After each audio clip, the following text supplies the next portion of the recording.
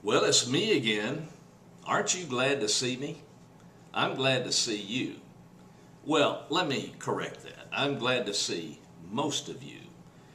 I happen to know that some of you who watch these videos of mine do so for one purpose alone. You want to find fodder in order for you to launch into your characteristic attacks on conservatives by either smearing me or misrepresenting conservatism when you go out there on Twitter or on Facebook or whichever means you use on the internet, on your blogs and so forth. I know that you do that. But hope springs eternal, and here is why I continue to do these videos, other than for the people who wish to watch them and who actually enjoy them.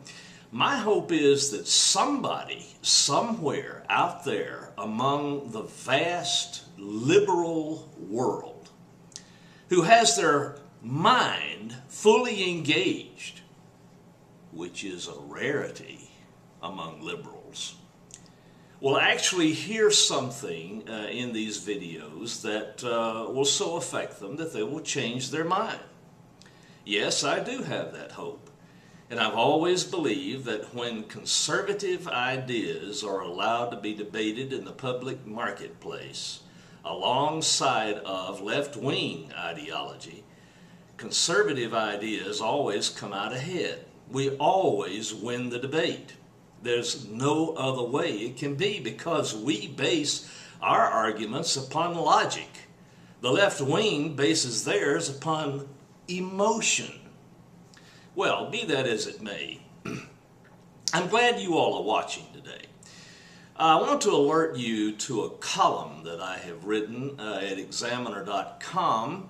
You get there by just simply going to examiner.com, and then when you get to the main page, type in my name, Anthony G. Martin, in the search box at the top of the page, Anthony G. Martin, Conservative Examiner. That'll bring you to my main page, where you'll see a complete index of all the columns that I write for Examiner. There's a very interesting one up for today, which is Sunday, that you will want to read and pass along. It has to do with the Muslim Brotherhood, which is connected with the imam who is behind the building of the 9/11 Ground Zero Mosque.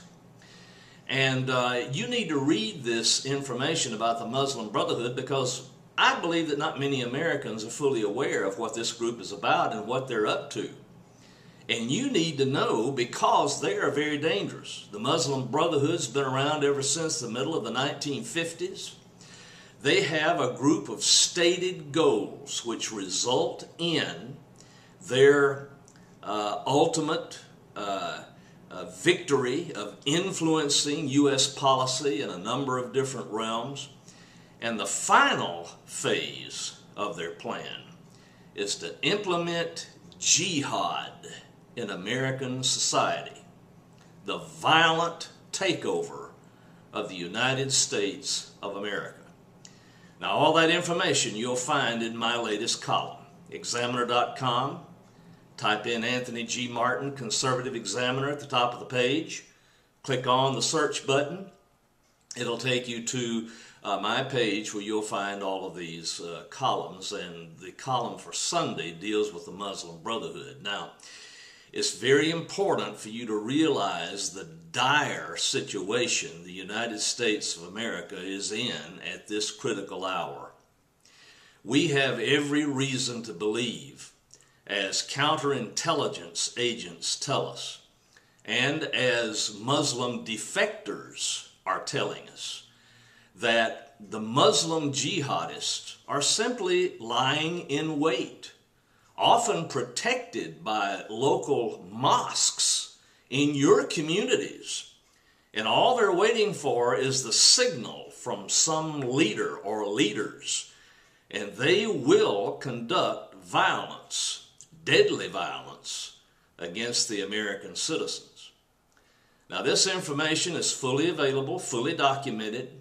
I hope you'll read it, hope you'll pass it along, because it is time that we put a stop to this Islam, to the march toward Islam in the United States of America, simply because those who are pushing this tend to be part of the radical extremist fringe of Islam. Those who wish to implement Sharia law, those who wish to squelch freedom of speech and freedom of religion, which the supporters of the mosque in New York City at Ground Zero are attempting to do. They are using the constitutional protection of freedom of religion in order to squelch freedom of religion. Such a thing is illogical. It's asinine. There is no rationality to it. Therefore, Americans need to be informed about what these people are doing and take steps to stop it. But most of all, be aware. Be very aware.